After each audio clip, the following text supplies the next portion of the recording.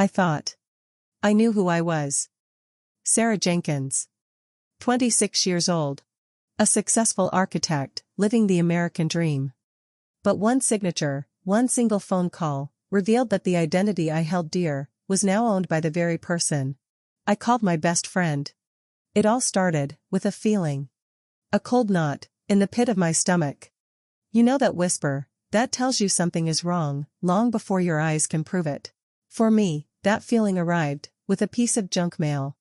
It was addressed to S.J. Enterprises, a company I didn't own, listing a multi-million-dollar business loan. I laughed it off. Lisa, my best friend since kindergarten, was sitting right next to me, sipping her iced tea. Seriously, Sarah, what kind of scam is that? She said, her voice light and casual. Lisa, she was family. We'd shared every milestone, scraped knees, first dates, college dorms. Now, we shared an apartment in downtown Chicago, a cozy, high-ceiling place, with a view of the river. She was the sister I never had. Lisa always seemed a little unsettled. She worked odd jobs, always trying to find herself, always running up credit card bills. I, on the other hand, was focused. I had spent 5 years building my career, saving every penny, aiming to launch my own firm. Jenkins Design. The first real red flag wasn't the junk mail. It was the mortgage approval. I'd saved enough for a substantial down payment on a beautiful brownstone. I'd envisioned myself there, hosting Lisa for Sunday brunch. But the bank called. Ms. Jenkins, the voice was cold, professional. We're seeing significant anomalies on your financial profile. Several high-value loans that disqualify you. Loans? My voice was a shaky whisper. I only have student debt. Everything else is paid off. He paused. Ma'am, we have documents here, signed by you, a total liability exceeding $4 million. $4 million ellipsis symbol. I remember looking out the window, the city lights suddenly blurring, like I was underwater. This wasn't a mistake. This was malice. I ran straight to Lisa. I trusted her implicitly. I told her everything, the panic in my voice vibrating. She held me. Her arms were tight, maybe a little too tight. Oh, Sarah, this is a nightmare, she murmured, stroking my hair. We need to call the police. You've been targeted. This is identity theft. And for months, that's exactly what we did. We filed police reports, contacted credit agencies. Lisa was my rock. She helped me draft letters, she attended the useless, depressing meetings with the fraud investigator. She even moved into the spare bedroom, after I had to sell my stock portfolio, just to cover the initial legal fees. I was drowning, and she was the only life raft I had. But the anomalies kept coming. A storage unit rental receipt, from a city 3 states away. An inexplicable charge for luxury hotel stays, in Miami. And then, the eviction notice. My landlord had received a series of anonymous, hostile complaints about my apartment. Loud parties, illegal pets, all written in a familiar, looped handwriting. I was 26 years old, financially ruined, homeless, and moving back into my childhood bedroom. Lisa drove me home. She insisted on helping me pack the last box. As she was taping it shut, a small, laminated plastic card slipped out from underneath a stack of my old sketchbooks.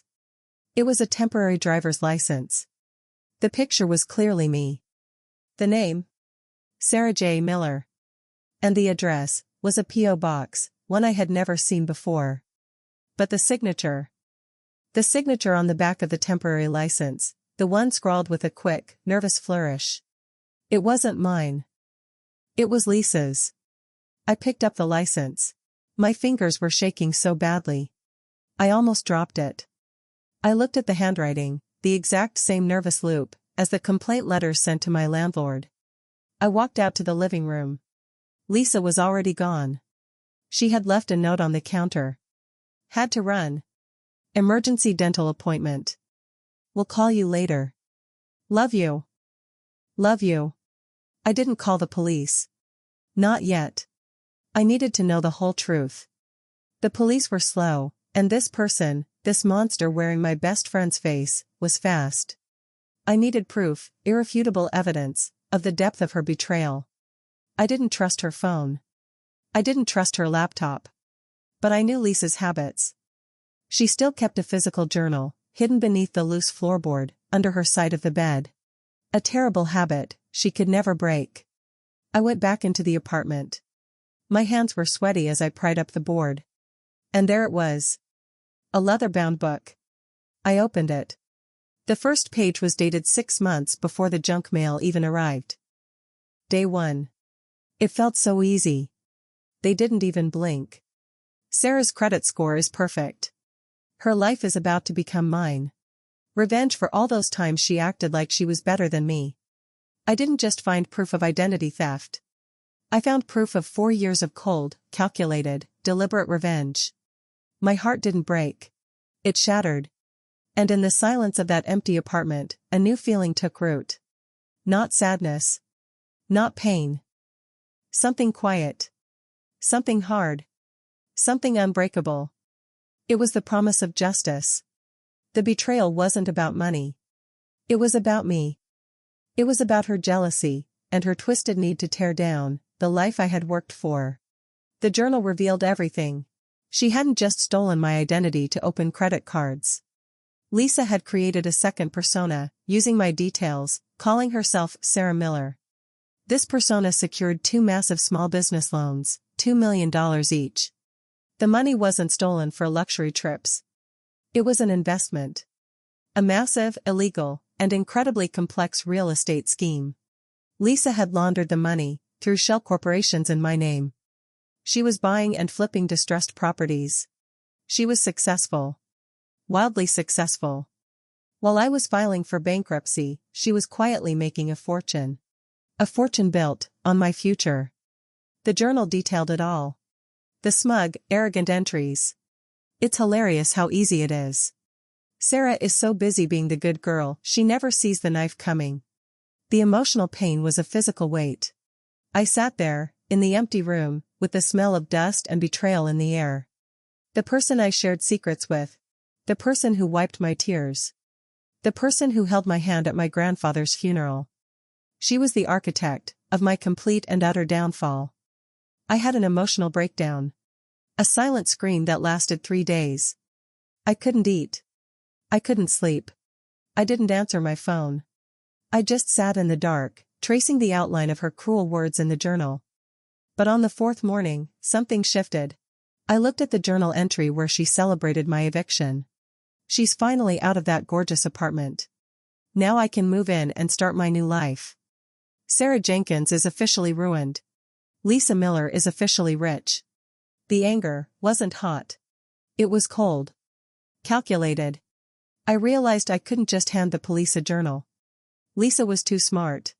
She was too careful. She had covered her tracks for years. She was a master manipulator. If I went to the police immediately, she would deny it. She would twist the narrative. She would turn the tables, and my credibility would vanish. I was the one who had just filed for bankruptcy. Who would believe the ruined girl over the successful young investor? I needed to secure the real evidence. The evidence that would shut down her entire operation. The journal mentioned a key. A specific bank box key, hidden in a porcelain bird statue, in the apartment's storage closet. This box held the original deeds. The paper trail. The proof of the $4 million ellipsis symbol. I had a spare key to the apartment. Lisa thought I was miles away, crying in my mother's house. That night, under the veil of the Chicago fog, I went back. The apartment was still messy from the rushed move. I crept into the storage closet. My heart was beating so loud.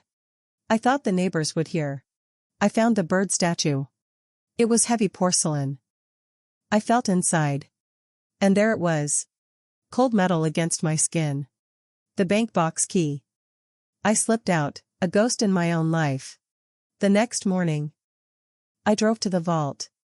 I presented the key. My hands didn't shake this time. They were steady. I felt a strange sense of purpose. The attendant pulled out a heavy metal box. Inside wasn't just deeds. It was a ledger. A meticulously organized handwritten ledger. It contained the dates, the transactions, the shell companies, and the exact flow of the $4 million stolen in my name. Each page was signed, not with the Sarah Miller pseudonym, but with her actual signature. And tucked at the bottom was a small, sealed envelope, addressed to her parents. I hesitated.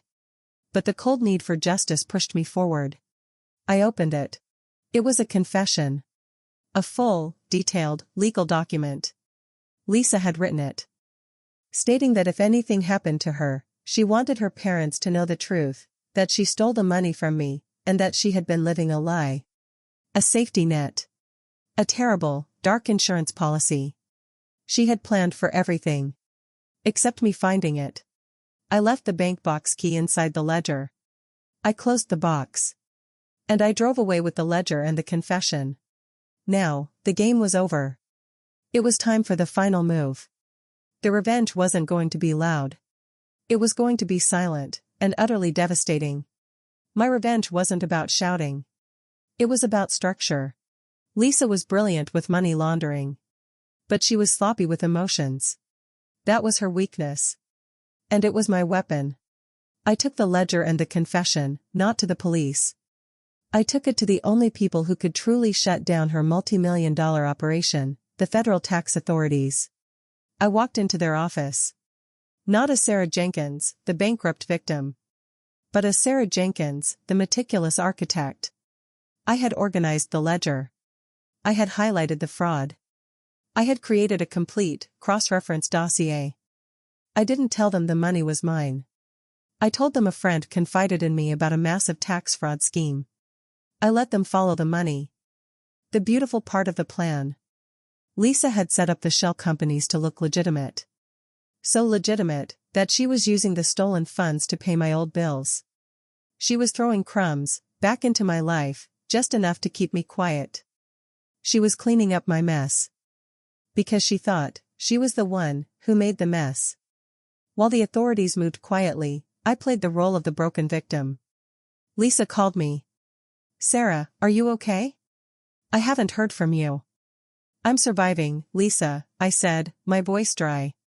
"Just trying to fix this $4 million hole in my life." "I'm here for you, always," she insisted. A dagger through my ear. A week later, she invited me to her new apartment. The beautiful brownstone, the one I almost bought. She had moved in. She was living my dream. "Look, Sarah," she said, beaming, showing me the river view. "I know things are rough. I got a bonus at work. I want to help you out. Here." She handed me an envelope. Inside was a check for $10,000 ellipsis symbol. "Just take it," she urged. "It's a gift." I looked at the check. Then I looked at her. The friend who betrayed me. The fraudster. The thief. "Thank you, Lisa," I said, putting the check into my purse. "That means a lot." She actually looked relieved. She thought she had paid me off. She thought she was safe. That same evening, the operation started. The tax authority moved in on her multiple properties. Her bank accounts were frozen. Her assets seized. They didn't just target the $4 million. They targeted every single penny she had made from her illegal operation. The next morning, my phone rang. It was Lisa. Her voice was shredded. "Sarah, they're here. The feds. They're taking everything.